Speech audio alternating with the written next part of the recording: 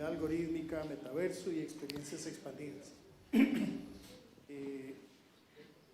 En primer lugar, le voy a dar la palabra a don Isaac sobre un tema que pareciera un poquito irrelevante, pero que creo que es un tema muy llamativo en este asunto, que es la creatividad algorítmica y herramientas de IA. ¿Qué significa realmente creatividad?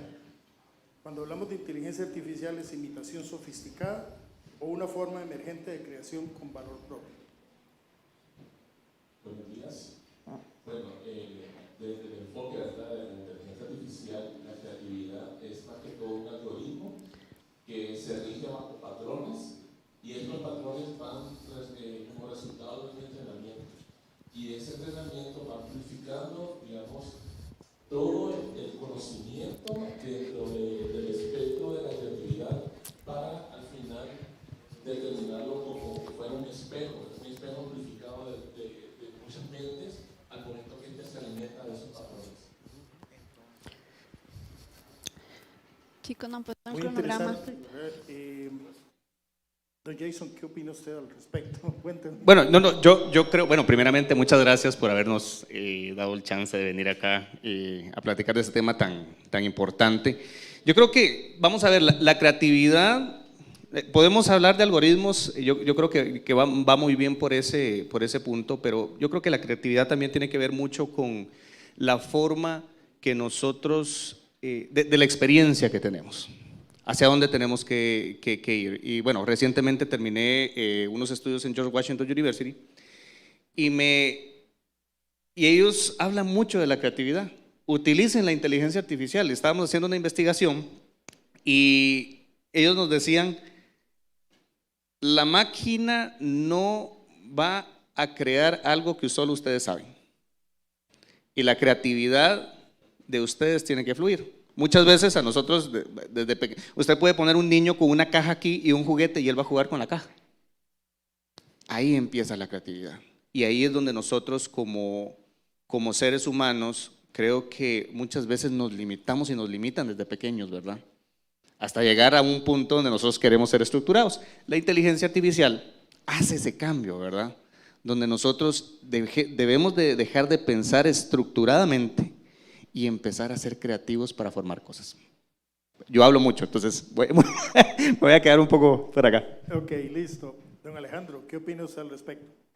Mira, primero que nada, buenos días a todos y todas. La creatividad depende de lo que uno percibe. Por ejemplo, cuando uno ve una película o uno piensa que hay un efecto creativo dentro de lo que uno percibe como película. Hay personas que les gusta una película y otras personas que no les gusta una película. Eso es muy humano, nunca va a dejar de ser humano en mi perspectiva. Y cuando digo nunca, me arriesgo muchísimo a hablar de nunca frente a la inteligencia artificial. Cuando yo empecé a estudiar inteligencia artificial o ciencia de datos, jamás me imaginé lo que tenemos hoy. Pero yo creo que el proceso creativo es un tema de percepción que si no nace internamente de nosotros, cuando hablamos de una inteligencia artificial, va a replicar ese conocimiento. Es como cuando uno le pasa un prompt. No se va a ir más allá de lo que nosotros le preguntemos, le digamos, puede tener ideas. Sin embargo, yo creo que todavía estamos un poquito lejos del razonamiento, no del proceso creativo, del razonamiento. Nos espera una larga jornada para llegar a que, por lo menos, la IA, y aquí viene la palabra clave, improvise, que es algo que todavía no sentimos así. Muchas gracias. Quisiera preguntarle a don Isaac en términos de lenguaje estético. ¿Puede la IA generar un lenguaje estético que sea propio, incluso nuestro, digamos como latinoamericanos? ¿O estamos adoptando otras corrientes? Ahorita hay, digamos, un gran flujo de elementos, ¿verdad?, de inteligencias y demás. Tal vez eso nos está trayendo otras estéticas y otras dinámicas. Esto en algún momento habla de identidad cultural, ¿verdad? Obviamente no como la conocemos, sino como la que viene. ¿Qué opina al respecto, Isaac? ¿Qué cree usted? Bueno, ahí hay algo muy importante a considerar, que por lo menos a nivel global, ¿quién sería la fuente que alimenta más los datasets que determinan que estos algoritmos se entrenen? Digamos, por poner un ejemplo, ¿cuáles son los países pioneros que comenzaron con esta tecnología? Entonces, obviamente, que lo que va a reflejar la inteligencia artificial son esos patrones que adquirió de esos primeros pioneros.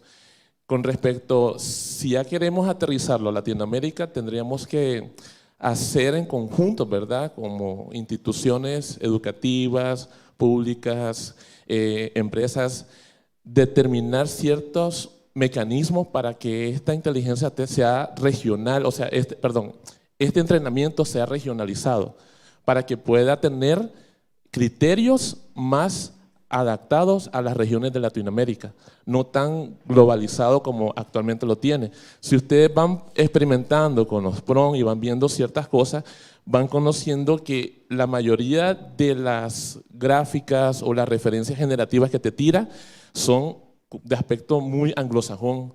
Casi en los códigos culturales no tiene mucha la implementación. ¿Por qué? Porque son muy pocas las instituciones que están alimentando a estos algoritmos aquí en Latinoamérica. Entonces necesitaríamos una participación más activa en ese espacio. Exacto, sí. Muy bien. Me voy a mover al siguiente subtema, que es simulación y mundos inmersivos, metaverso. Tal vez don Jason nos pueda contestar un poco acá. ¿Qué rol va a tener la inteligencia artificial en la evolución de estos mundos virtuales? ¿Cómo va a afectar estas industrias que están relacionadas como videojuegos, moda digital, metaverso, turismo inmersivo, ese tipo de experiencias? Yo creo que ya lo empezó a impactar. Digamos, de hecho, hace como 6 meses hubo una huelga en Hollywood. No sé si ustedes se recuerdan de la lamentada huelga que hubo, donde había feedback por ahí, donde los artistas estaban en huelga precisamente porque hacían una película y ya quedaban todos los rasgos del actor registrados y ya los podían utilizar forever and ever. Entonces, creo que el impacto de la inteligencia artificial en todo lo que es video, en todo lo que es inmersión, ya empezó a ser un factor muy importante.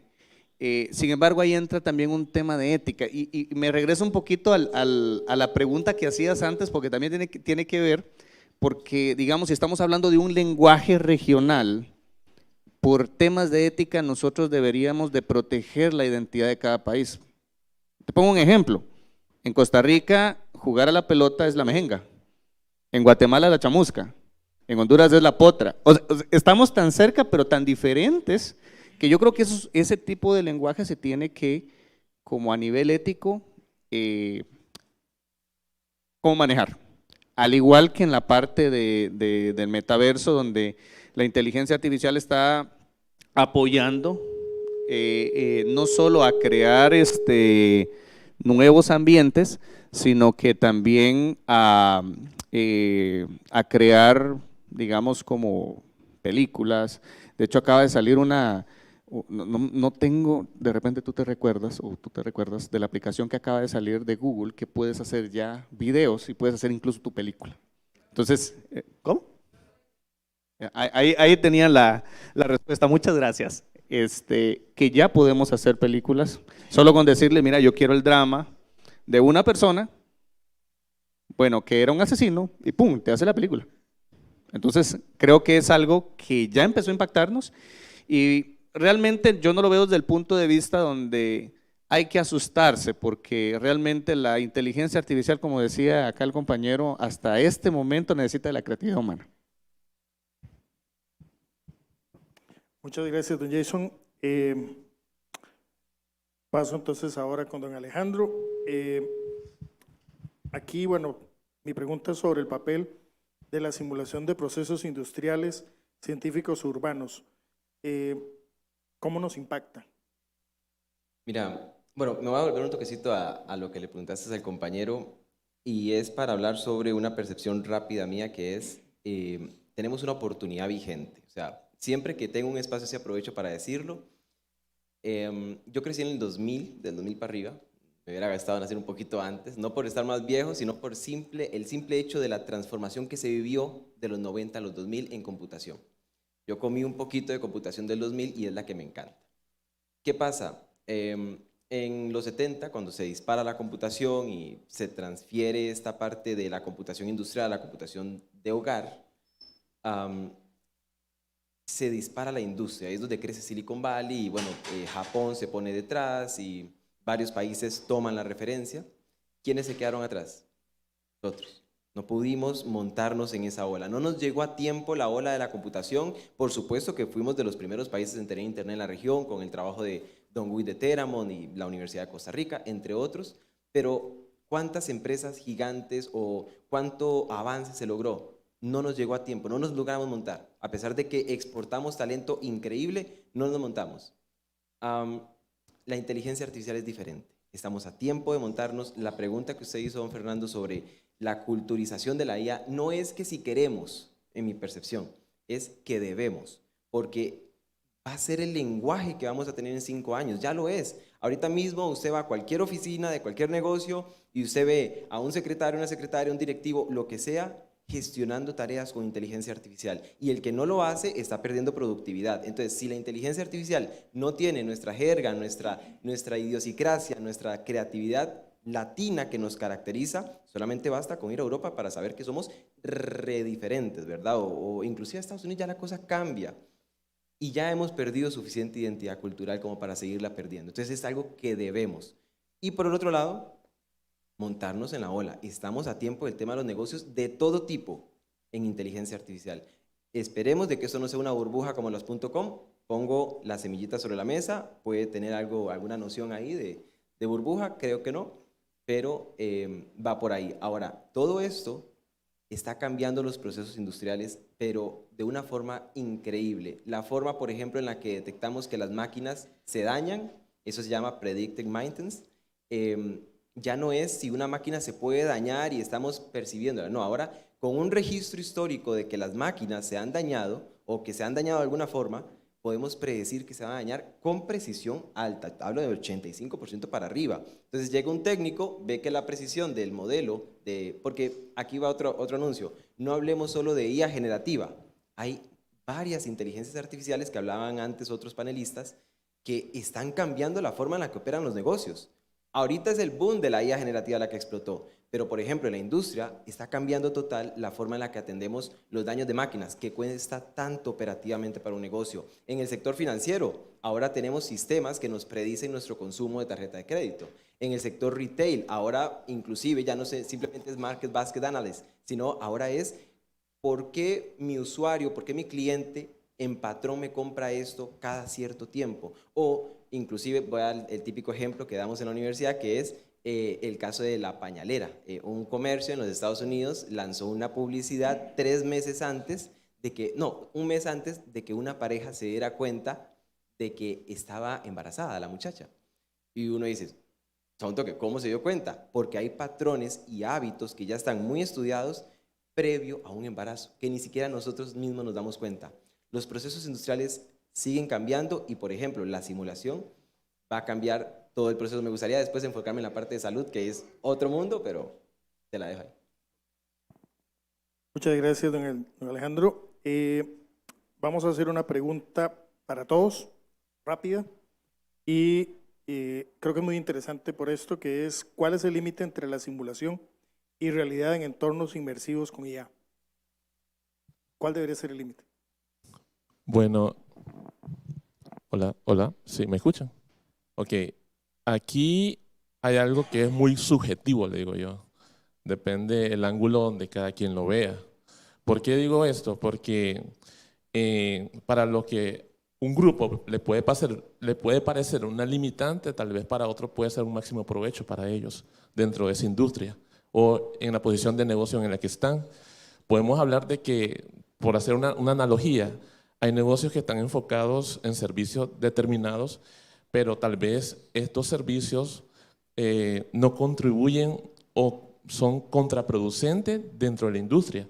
No sé, ¿verdad? Entonces, tal vez ellos lo ven bien. Por ejemplo, pongamos las empresas que trabajan con la parte de madera, muebles de madera. Entonces, por una parte, si no hay regulaciones que determinen cómo ellos van a ocupar esos recursos, ellos lo ven bien. ¿Me explico? Entonces, en la parte retomando de nuevo a la inteligencia artificial, la limitante es como muy subjetiva porque para los que les parece bien cómo la están utilizando, puede ser que para otros no. Entonces, a raíz de eso, no sé si ustedes están muy enterados que la Unión Europea, en preocupación, ¿verdad?, con todo esto, comenzaron a sacar normativas para regularlas y saber utilizarlas adecuadamente. Y para que lleguemos a un punto de equilibrio donde lo que es malo y lo que ya se sabe que tiene ese fin no se debe utilizar. Entonces, esas regulaciones creo que han venido apoyando ahora el uso adecuado de estas mismas. Pero como les digo, es muy subjetivo todavía. ¿Por qué? Porque todavía los marcos legales están muy débiles ante la forma como se están utilizando. Bueno, qué pregunta más difícil. y es un poco difícil porque, bueno, voy a volverme un poquito a lo que decía Alejandro. Yo siempre digo eso también, es un buen punto. Estamos en la era donde no hay límites. No estamos regulados. Hay muchos esfuerzos por regular límites hasta dónde se debería llegar, pero digamos, la inteligencia artificial en este momento se está prestando para muchas cosas no lícitas, y en temas de seguridad tienen un problema muy serio, o sea, es un tema donde vemos bancos, vemos gente de logística, vemos médicos corriendo en este momento porque la parte de inteligencia artificial se ha utilizado para eso. Entonces, en este momento decir cuál sería el límite, yo te puedo decir hasta donde lo ético dentro de cada organización y país lo deje. Pero si nos vamos a un punto donde no tenemos regulación, yo creo que ahora tenemos libre albedrío y podemos crecer hasta donde nosotros queramos, mientras la ética y las leyes nos permitan hacerlo como dijiste tú. Yo te voy a exponer 3 puntos. Mi primera preocupación es en el desarrollo de tecnología. No hay buen código escrito por inteligencia artificial que, no quiero decir buen, pero código seguro, como que se le olvida a veces. Toda la parte de desarrollo de código, y aquí me dirijo tal vez a si hay informáticos o programadores, programadoras, no es momento de asustarse aún. ¿Por qué? Porque el desarrollo de la tecnología, especialmente software, sí se está agilizando, pero esa parte de seguridad todavía no está bien ejecutada. Y me preocupa mucho el desarrollo rápido de tecnología, producción, sin estos enlaces de seguridad y protección. El otro leí ayer en un artículo, creo que era de Guardian, que exponía el tema de una novia virtual. Una novia virtual totalmente generativa, vos le contás todo y todos los días te responde. Tiene más de 400 millones de usuarios ya. Esto está cambiando nuestras relaciones sociales de todos los días. En mi percepción, a mí me encanta relacionarme con la gente. Me gusta venir aquí a hablar con vos, sentarme, a saludarte, abrazarte. Somos seres sociales al final del día. Sí, unos más que otros, pero esto va a cambiar mucho la forma en la que nos relacionamos como seres humanos. Ahora, si usted me pregunta a mí, ¿cuál es la prueba finiquita del desarrollo tecnológico de un mundo virtual? Es en un videojuego que se viene el otro año. Se llama Grand Theft Auto 6. Para mí, esa es como donde, bueno, por cierto, Grand Theft Auto 6 ya costó más de lo que costó el Burj Khalifa, más de $2.000 millones. Esto es el próximo avance más creativo, es el próximo avance más tecnológico que definitivamente va a cambiar la forma. Fijo, tiene IA generativa y eso es un entorno virtual que le gana por mucho al famoso metaverso de Meta, ¿verdad? Entonces, por ahí va el asunto de los 3 puntos. Ese es un buen ejemplo que acabas de poner porque estaba leyendo sobre los artículos relacionados al lanzamiento de este juego y los NPC que vienen integrados ahora ya no traen patrones sencillos. Realmente esos NPC van a estudiar a todos los jugadores para ver sus patrones de comportamiento y en base a eso ellos van a desarrollar sus propias personalidades. Entonces es bastante interesante lo que están haciendo detrás del juego. Muchas gracias a todos por sus respuestas. Don Isaac, le tengo una pregunta con respecto a, bueno, estamos ya en otro tema que es monetización, ética y derechos. Entonces hay una pregunta como para cada uno. En el caso de una obra generada por IA, ¿quién es el autor? ¿El programador, el usuario, el modelo, la máquina? hasta donde me he investigado, lo determinan por el input, que es la persona que crea el prompt. Ese es el autor, prácticamente.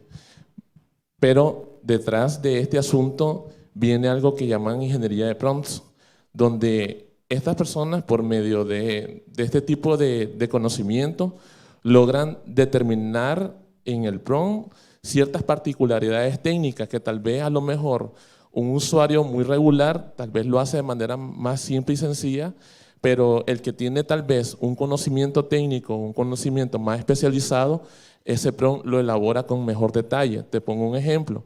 Si un usuario regular genera una imagen, digamos, un pancake en un plato, pero viene una persona que recibió especializaciones de ingeniería de prompts y lo va a generar, esa persona tal vez si tiene conocimientos también en el área de diseño, de animación o cualquier otra área de comunicación visual, esta persona puede determinar en base a criterios técnicos el ángulo, la perspectiva, el encuadre, el enfoque, la iluminación que va a tener ese pancake encima del plato. Obviamente que el resultado generativo va a ser más realista, entonces va a causar mayor impacto al momento de utilizar esa imagen en un ámbito comercial. Muchas gracias, don Isaac. Sí, efectivamente es un tema que ya roza con cuestiones también de códigos éticos. Y así iba mi pregunta para don Jason. ¿Cómo guiar o cómo crear una codificación o principios éticos para lo que es la creación automatizada? Porque aquí tenemos un tema de sensibilidades también, ¿verdad? Bueno, esa es una pregunta complicada porque vamos a ver, en este momento nosotros tenemos guías, no tenemos leyes todavía, tenemos guías de cómo debería de comportarse una ley, una regulación específicamente para la guía. Entonces yo creo que lo inicial sería cuidar al ser humano. Primero poner al ser humano como un punto de cuidado, de que digamos no trascienda sobre el ser humano, porque ahora hay muchas personas que están preocupadas precisamente por eso, ¿verdad? Y yo creo que las guías que se están haciendo están impactando precisamente a que el ser humano tiene que ser resguardado. Y luego verificar en cada una de las organizaciones y países, como decía anteriormente, hasta dónde las leyes locales pueden permitir regular la IA. O sea, yo creo que a nivel legal esa sería la respuesta. Sí hay muchas cosas que hay que tomar en cuenta, pero yo creo que las principales serían esas. Muchas gracias, don Jason. ¿Cómo imaginar, don Alejandro, los derechos de autor en este momento en el que sabemos que hay algunas inteligencias que generan imágenes, otras que ya generan canciones, partituras? Es complicado, ¿verdad? ¿Qué piensa usted al respecto? ¿Cómo deberíamos empezar a considerar estas cosas? El proceso creativo. ¿Alguien aquí ha visto una película de Ghibli? Estudio Ghibli. Sí. Es espectacular. La forma en la que está dibujado. Bueno, y todos conocimos Ghibli probablemente con la inteligencia artificial, que me hago la... Pero ver una película es un sentimiento de nostalgia, de disrupción propia, personal, y el CEO de Estudio Ghibli, Miyazaki, tiene unas palabras sobre los procesos creativos y los derechos de autor, sobre cuando alguien dibuja, transfiere una sensación, un sentimiento. Sí, se va a generar imágenes, sí, se va a simplificar el proceso, pero ese valor que uno le da a la película es clave. Y no estoy seguro si le vamos a dar el mismo valor a lo creado por IA. Y no lo digo yo, lo dice la nueva regulación de este mes de YouTube. Ya desmonetizaron todos los videos generados por IA, completos, desmonetizados. Entonces, es un tema de quién le da valor al proceso creativo. No es lo mismo ver un video de MrBeast, el youtuber más importante o grande, que requiere producción gigantesca, a una voz. Esto es muy importante. Yo veo a señores, señoras, que pasan con el teléfono en TikTok con historias que les cuenta una voz de inteligencia artificial. Y es que eso está cambiando la forma en la que vemos historias, leemos historias, pero el valor que se le da va a depender de cada organización, de cada plataforma y por supuesto de cada país. Aquí YouTube puso un precedente. No me interesa a mí monetizar o generarle dinero a un creador que automatizació el proceso creativo. Y eso es lo que va a definir, en mi perspectiva, el cambio. Muchas gracias. Tengo una pregunta para todos, rápida, para unos minutitos. ¿Qué oportunidades tienen las economías creativas de América Latina para monetizar justamente el tema del talento en este nuevo mercado en el que tienen o en el que hay tantas oportunidades de experiencias digitales?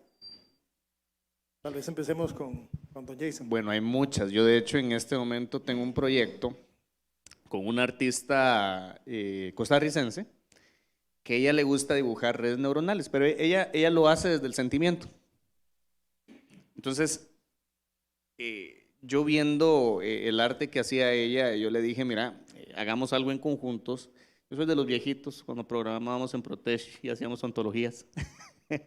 Estamos creando una ontología para descifrar cuál es el sentimiento de los cuadros que ella hace, para ver qué significa la red neuronal, porque al final tiene un significado. Entonces, yo creo que la monetización para el tema de inteligencia artificial se va a encontrar en cada espacio, y hay un punto con el que empezamos el día de hoy que fue creatividad. Y decía muy bien Alejandro, siempre yo recalco eso de estamos en la industria 4.0 y está bueno, 5 ya, por ahí dijeron, porque ya son las máquinas y vean qué corto se hizo, de la 4.0 a la 5, o sea, fueron menos de 10 años. Y antes las eras eran de 50, 60 años. Entonces, estamos en el punto donde la creatividad va a ser la que nos va a dar cómo monetizar. ¿Y por qué? Digamos, a veces yo veo personas, conozco casos que hicieron cotizaciones con Grow, con ChatGPT de $90,000, $100,000 y las pegaron. Y yo creo que es algo de lo que nosotros tenemos que empezar a identificar, que realmente sí hay muchas oportunidades, pero el punto inicial es la creatividad y hacia dónde lo vamos a orientar, porque hay medicina, hay arte, hay ciberseguridad, incluso ahora, cuando yo estaba haciendo mi tesis me di cuenta de que hay una aplicación de script que te permite subir tu tesis y te cobran por la revisión vía inteligencia artificial si de verdad tu tesis puede ser apta para poder pasar el proceso. Entonces yo creo que por ahí va la respuesta que tenía. Don Isaac. Bueno, yo quería mencionar 2 vías. Desde la parte de la investigación hay una gran oportunidad, creo yo, porque cuando yo he hecho análisis como de nichos rentables, pero en base a estadísticas también, qué estudios se hicieron al respecto en base a esos nichos, para determinar, digamos, cuando uno es emprendedor, porque muchos moverse en base a esas estadísticas. Y por otra parte, las oportunidades dentro de la monetización, que yo le he encontrado bastante aprovechamiento al máximo en los marketplaces. Hay muchas plataformas que tienen marketplaces, como por ejemplo uno de banco de imágenes que se llama FreePic. Actualmente, hace unos 5 años atrás, no tenían integrado la sección de imágenes generadas por inteligencia artificial, pero ahora ya la veo que sí. Y cuando uno filtra, digamos, en la búsqueda de esos bancos de imágenes y le da que dame todos los resultados por inteligencia artificial, entonces logra destacar bastantes imágenes de muchos usuarios que se han unido a esas marketplaces. Y ahí es donde ellos están bastante monetizando, a tal punto de que cuando veo las estadísticas por ventas por esa imagen, son por encima de 25,000 ventas por imágenes. Entonces me doy cuenta que si te pagaran 0.03 centavo dólar por esa cantidad, no sé si quieren hacer un calculito por ahí rápido, se van a dar cuenta que es más o menos un promedio que les da para, por lo menos si son jóvenes, sacarle un máximo provecho y eso tener un part-time de tiempo para trabajar y otra parte de su medio tiempo para estudiar. Entonces creo que a muchos jóvenes, e incluso yo solo menciono muchos estudiantes, aprovechen esas ventajas que les están dando esos marketplaces con estas tecnologías, porque ustedes pueden desarrollar su propio trabajo sin necesidad de andar buscando mucho las ofertas laborales. Muchas gracias y cerramos con don Alejandro. Es una oportunidad que no podemos dejar pasar. Creativa, industrial, tecnológica, Latinoamérica se tiene que montar en la ola. Tenemos competidores importantes en la creación de tecnología, no en el nearshoring, porque estamos en vía con Estados Unidos, pero China está destacando. Y ahí sí que no estamos en nearshoring definitivamente, entonces hay que ver cómo solucionamos ese tema. Pero yo lo que siempre digo es, casémonos con un problema. Cada persona que en algún momento vea que puede solucionar un problema, y ahora con la inteligencia artificial que hay tanto para solucionar en salud, en el aspecto social, todo con ética, ojalá, ¿verdad? Hay mucho para solucionar problemas que antes jamás pensábamos. Ahora, por ejemplo, los avances en estudios de genética van en una mucha más velocidad que antes por el simple hecho de tener inteligencia artificial generativa, el estudio del genoma humano, muchos estudios ya permiten que avancemos más rápido. De hecho, en el desarrollo de alimentos, hay una empresa que es multimillonaria ya, se llama Notco, de origen chileno-argentino, si no me equivoco, está en Estados Unidos. Si alguien aquí la ha visto, creo que la venden en algunos supermercados. Es leche que no viene de una vaca. Es carne que no es carne. Y sabe, usted dirá, ay, esos son nutriólogos que crearon una startup. No, eso fue creado con inteligencia artificial. Encontraron las mejores recetas, las mejores acoplaciones de productos con inteligencia artificial y se casaron con un problema, alimentación saludable y genuina que no viene de animales, por ejemplo. Entonces, definitivamente aquí es ver que tenemos competencia como India, importante. Están generando talento humano altamente competitivo. Con toda transparencia le digo, yo he perdido clientes frente a empresas indias, porque son muy competitivos y adivinen qué, cobran menos. Entonces, ya hay que acelerar el asunto con la educación. Las universidades lo están haciendo bien, al menos en mi percepción por acá, en algunas. Y mi percepción es, el momento es ya, aunque sea empezar a prepararnos, ver problemas, solucionarlos, ponerles un tapón genuino, ético, que es lo más importante, y definitivamente aprovechar el boom para nuestro crecimiento económico, porque es una oportunidad de crecimiento económico para hoy. No sabemos cuánto va a durar, o si ya pasado mañana se consolidó la India, se consolidó Pakistán, se consolidó cualquiera de estos, y nos quita el campo. Sí, ahí tal vez me encantó lo que dije, yo siempre le digo a mis alumnos, ¿ustedes quiénes creen que es su competencia? Y todos dicen, no, nuestras generaciones están equivocados, su competencia es India. Porque aunque estén tan lejos, un hindú con 10 años de experiencia, 15 años de experiencia, está ganando dos veces menos de lo que se gana en estos países. Entonces, muy buen punto ese.